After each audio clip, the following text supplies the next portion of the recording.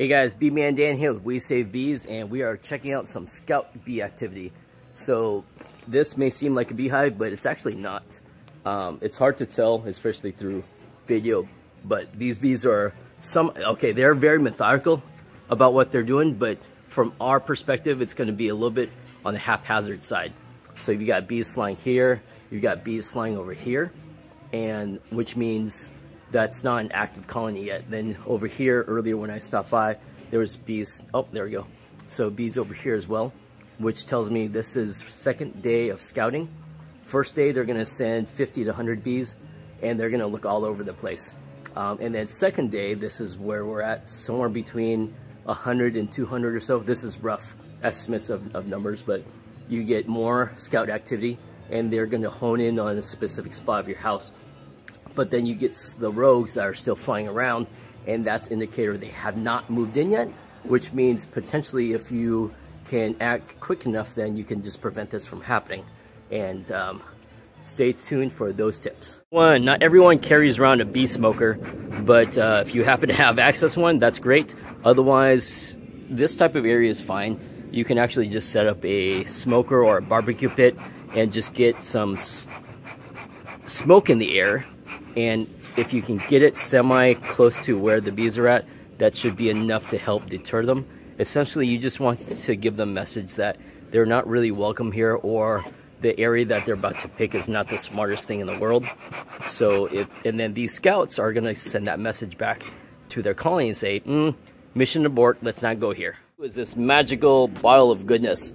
Essentially, you can use straight vinegar, doesn't matter what type of vinegar, or you can use like a bleach dilution. I've used 3 to 5% in the past, up to 10%, and they've been all equally as effective. But essentially, you want to get up in the nooks and crannies of wherever you see them flying around and just saturate the crap out of the area. The vinegar, you'll have to apply a little bit more often than the bleach. The bleach you can usually get away with every couple hours. Vinegar, probably every hour or two.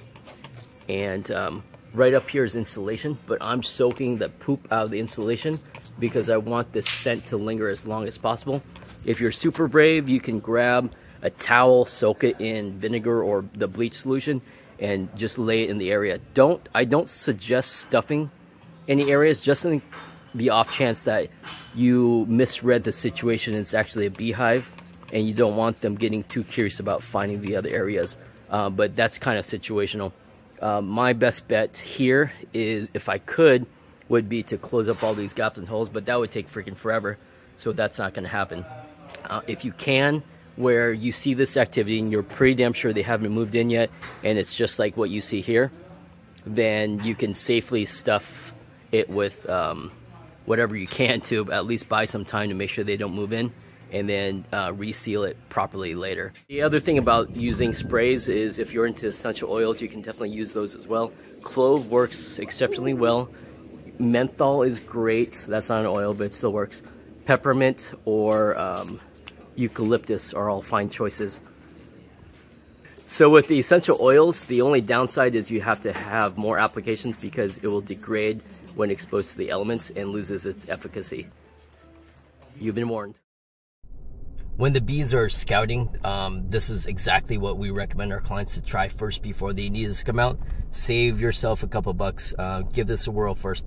But if you know that the bees have been there for more than 3 days, that's not gonna happen. Like in this case, trying to chase the bees out with vinegar or anything of that sort just will not work, and you're gonna be wasting your time.